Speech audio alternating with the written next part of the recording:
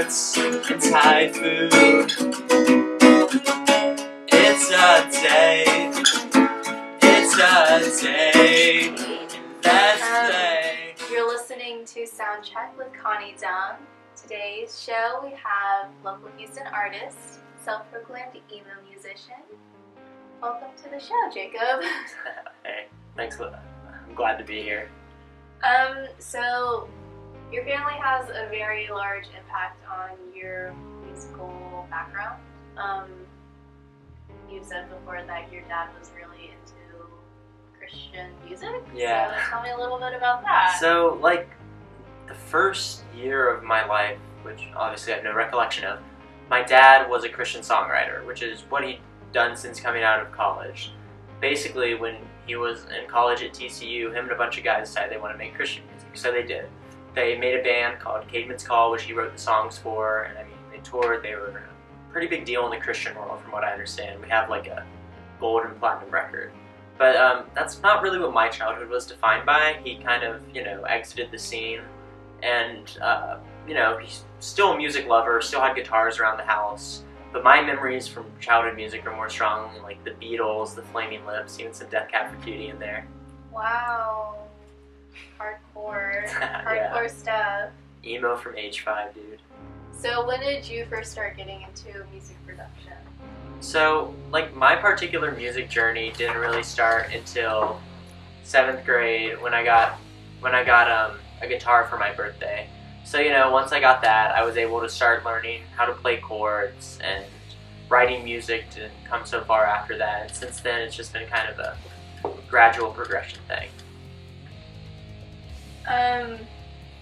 So you started playing guitar at age 13? Yeah.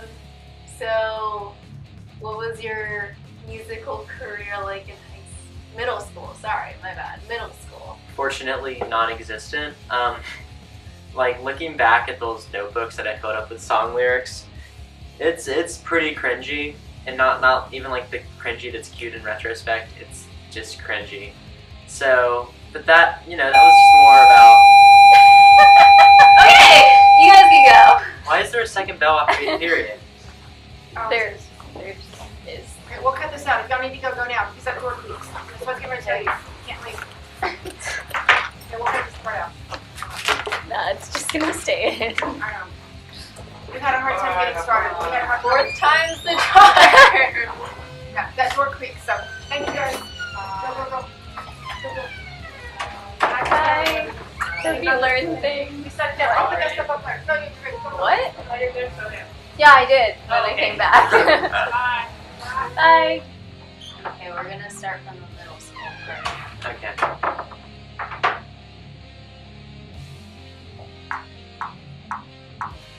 So you started playing guitar when you were 13. Did you have any sort of musical career progression in middle school? Well, fortunately not. Middle school was a dark time for me, as it is for many people, and the lyrics that I wrote are just absolutely cringy at that point. A little taste test? A little. No. I absolutely refuse. When you just block out memories, that's honestly a lot of middle school for me. But it's cool. I learned how to play guitar, and I started writing songs, so it wasn't entirely a waste. Well, everybody needs a starting point. So you've been in several bands, starting in high school, I believe. Yeah. Tell us about your first experience in a band. So the first band I made was a freshman year kind of pop punk thing. I still hadn't gotten out of my cringy phase. It was named A Vendetta for the Ages, which, it was something that I did in partnership with a senior named Mauricio Flores. So we had the opportunity to perform at something called the DPM concert, and so we played 4 songs, and it was a fun experience. What's DPM? Yeah, so DPM is the main music club at Bel Air. It's basically a combination of a hub and facilitator for musical artists. It's something I've been doing all 4 years of high school, starting from that lowly freshman strumming guitar on stage to now when I'm the president and running the club. So Yeah, kind of the general spiel is that it's something designed to give musicians opportunities, whether that's like setting up a bassist with a band that's looking for a bassist, or this really fun concert that we throw at the end of the year when anyone from our school, Bel Air, has the opportunity to go up and perform. Wait, sorry, what does DPM actually stand for? Well, so it originally stood for Digital Media and Production, which I'm aware is DMP, but DPM definitely sounds cooler. So, but even then that became kind of a misnomer, as it's not really about digital media and production anymore, it's just about music. So as of now, it's DPM and it stands for nothing. Okay. So after A Vendetta for the Ages, you were in a band called Anthropocene. Very fresh memories because it was only a few years ago. Yeah. Tell us a little bit about that. Yeah, so sophomore year, the president of DPM at that time, Amanda, and this girl, Laura, who I knew because she played in the DPM show when I was a freshman, and some other guy were making a band because they had an opportunity to play a gig. And the other guy, for like dramatic reasons I'm still not entirely sure of, basically got kicked out of the band. So they had a week until this gig, and they're like, okay, we need someone to play guitar. And so I don't know how they thought of me, but they did. And Laura was like, hey, want to play a gig? And of course you say yes, because like that's every person's dream. And so then I had a week to write like 6 guitar parts, which I did. And then we played a show in like this grungy little trashy dive bar in the middle of nowhere, Houston. Fortunately though, it went up from there. We played some other shows at Warehouse Live, definitely a nicer venue, and finally kind of concluded sophomore year with recording an album in the studio, which is awesome. Yeah, what was the album called? The album is called In a Different Hemisphere by Anthropocene. You can find it on Spotify, Bandcamp, and iTunes, yeah. Check it out, guys. Pretty solid stuff. Okay, so moving on from that, Laura and Amanda graduated 2 years ago. So what have you been doing since then? Yeah, so I mean, I've continued to create music because like, I would say music creation isn't even like a conscious thing for me. It's never like, hey, I'm gonna sit down and make music right now. It's more just something that I do naturally when I'm bored in like English class or something. I just start writing a song. So obviously like that process continued through last year. I kept writing music. Never really had the time to form a band. Junior year is a really busy time, especially here at Bel Air. Lots of AP classes, lots of other commitments. But I still wrote some songs. I played again in the DPM concert with my friend Chris on the drums, so we were able to put out like 3 songs that I liked and had written that year. So that was really my development. Other than that though, and more recently this year, I've been pursuing my rap career, I guess you could call it, under the name 713, at 713 the rapper. Follow me on SoundCloud and Instagram. But yeah, so I released a mixtape this summer during the period after Harvey when we didn't have school, so I had a lot of time to record. And right now I'm working on the follow-up to that. Oh, so what's the meaning behind 713? 713 is Houston's area code, and like, honestly for me 713 is just like a sign if you real. Like, I have a 713 number.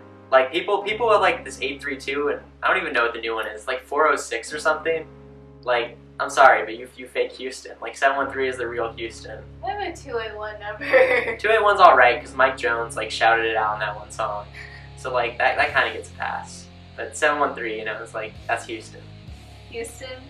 I lived in Pearland and I had a 713 phone number. Oh, that kind of, I'm gonna pretend I didn't hear that. So you've been in several different genres of music, like rap, I guess I could say rock, right? Yeah, I think it enters like alt rock or something. Poppy stuff. Yeah. How does all of this tie together into this type of music you're making now? I mean, like, with making music, it's never like specifically a genre thing, I'd say, because like everything kind of bleeds over into each other. I actually wrote a song that Anthro got really close to performing, which like broke down at one point and just had a rap. Like, that kind of incorporation is really cool, especially with rap music. If I'm making a beat, I'm using like literal classical like music voice leading techniques that I learned in music theory, and then also drawing from different genres. Sometimes I'll have a hook that sounds like really pop punk, or just like pull a sample from country music or something. So it all kind of bleeds over into each other, which is really cool. So like, what's the process for you of making like a song? Making a melody of a song?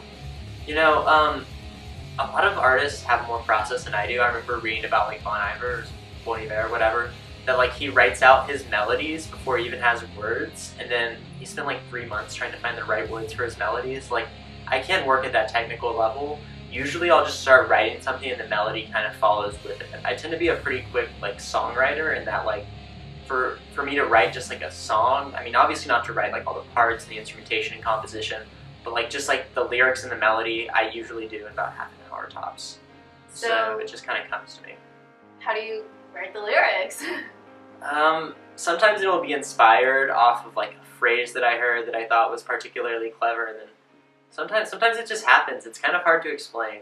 But yeah, the phrase thing, you know, just something you think is clever. Like the other day, I was sitting in class at lunch, and someone had like a tear on their jeans, and it looked just like that Joy Division album cover, like Unknown Pleasures. And like I've been rolling that one around in my head because I think it's a good song lyric. Your ripped jeans, like something like your ripped jeans look like a Joy Division album cover. I don't know what that noise was. We will cut it out. So, I guess I lost my train of thought.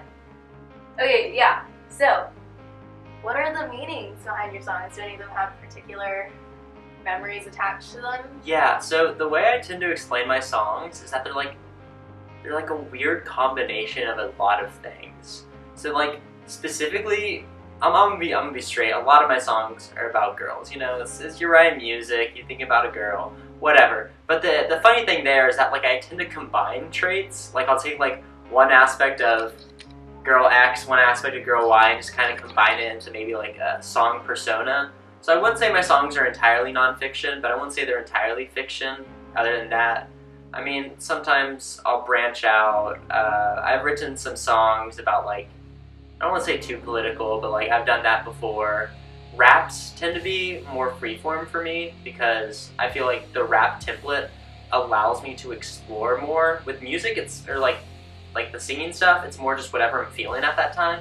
But with rap, I kind of had the time to like plot it out and be like, okay, I'm gonna talk about like gentrification or like white privilege, or like I can actually focus on a subject and own it. Wow, topical. So what's the difference you would say between the music that you recently produced, Summer Haze, and your previous stuff? Well, I mean, I'd hopefully say it's better because, but other than that, what's really cool for Summer Haze is that it was a lot of my own work. So, I mean, even with Anthro, we were going into the studio, someone else was producing it, I was just sitting there playing my guitar riffs. What's really cool about Summer Haze is like out of those 13 tracks, pretty sure I self-produced about 8 or 9 of them. So, you know, that's my own work going in there. And then, of course, I recorded and produced it all at my house, which, you know, like the vocal production on it's not my favorite thing in the world, but I think it's a really cool step forward that I was able to like make a project entirely by myself. Yeah, it's really cool, very raw. Yeah. Good stuff, real. So do you have any like inspirations from other musicians that drive you to the way you do? Yeah, of course. Like these guys, shirt I'm wearing right now, it's from Brockhampton. They're this really great rap group, kind of out of Houston. I went to one of their shows in October, and I mean, just like the energy that they work with. Like, there's even a song on my mixtape called One Man Brockhampton, which is probably the best song on there. And it's just fun. I draw a lot of inspiration through sampling, which is, you know, the process of taking one song and looping it. So like that song One Man Brockhampton, the bass line is from the Gorillaz song Clint Eastwood. And there's this saxophone riff that I distorted from Thief by UK. And like, you know, that just kind of goes over. So that's, you know, a fun way of incorporating different things. But other than that, it's really just what I listen to. So like stuff like Brand New, Death Cab, what I say would really influences my songwriting. Japan Droids recently, they're really great. As far as rapping, it's people like Brockhampton. I mean, Kanye's always a huge inspiration. But not necessarily everything I listen to gives me inspiration, because I know there's people in the world that like I just literally can't do what they do. I love Frank Ocean to death, but I will never be able to make a Frank Ocean song. It's above me. We'll never say never, as Justin Bieber has once quoted. So, moving to the future, do you have any plans for new music? Yeah, so I'm working on the follow-up to Summer Haze right now. It's depending on what season we land in, it's either going to be like I'm trying to go with the season theme here. Maybe it'll be like Winter Glaze. I don't even know. But on kind of like a whim, I released 2 songs that I'd worked on like I want to say about half a week ago, called Post Up and Into You, which are just like, I don't know, they might not make the album, but just something that I've been working on. Especially once I get it on my college apps, January 1st deadline. Once I get that in, I really want to start branching out, like maybe even make a band. I think that'd be a really cool thing to do, just my last semester in high school. Mentioning college applications, I'm not going to ask you where you applied because I don't want to jinx it, but Yeah. how do you think music is going to tie into your future? I mean, in a perfect world, I'll continue making music for the rest of my life, because it's something that I love, but honestly, I don't think the world is perfect. I mean, none of us do, so I'm going to college. I want to major in something like economics, something general, and hopefully, just keep making music, because it's something I really love. Do it on the side. And, if that starts taking off, like, that's awesome. I'm content to make music. I mean, I don't know about being a starving artist. I'm iffy on that. I kind of like food. But yeah, I just, music is something that sometimes it comes, sometimes it doesn't, and I'll just be ready to take any opportunity that I have. Okay, well, do you have anything you want to add? I don't really think so. Thanks for having me. Well, thanks for coming. Okay.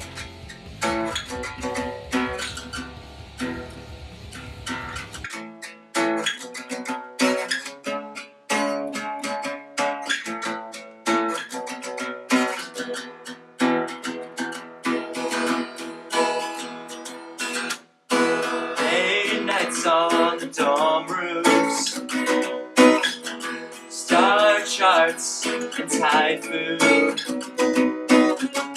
It's a day, let's play Japan droids. Megan, you're making me crazy with those tight jeans, baby, with those tight jeans.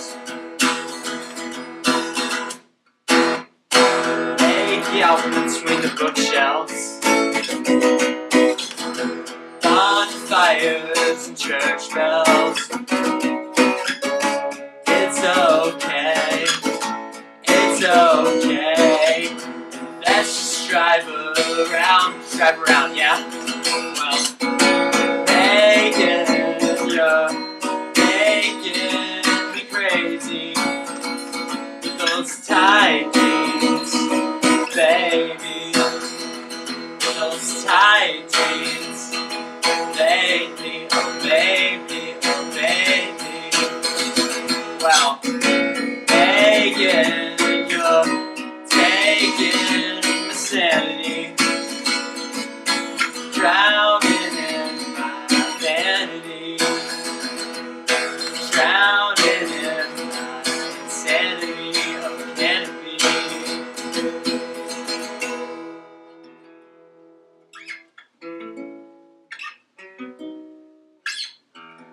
Late nights on the dorm roofs, star charts and you. It's so great. Man, I fucked up there. Also, I'm pretty sure my guitar's out of tune, so I'm going to I don't know what happened, but like my B string is fucked. Okay, well, I don't know if the sound was picking up all that anyways, so. Okay.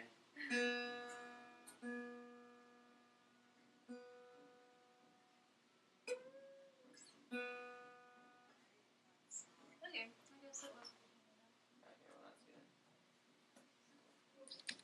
From the beginning? Yeah.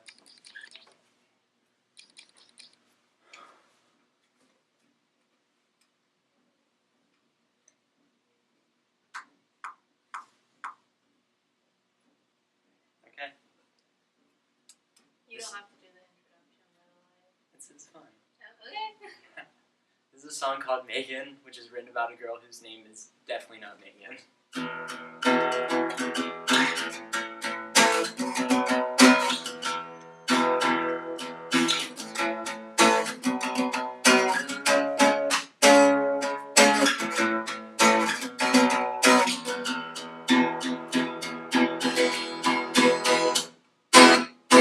Late nights on dorm roofs, star charts and typhoon.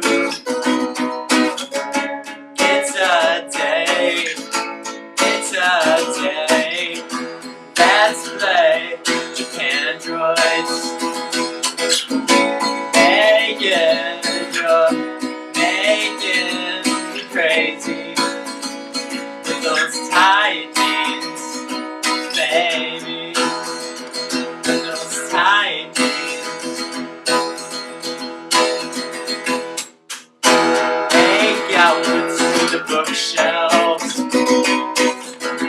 bonfires and the church bells.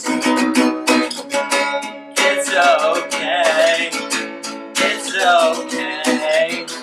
Let's just drive around, yeah.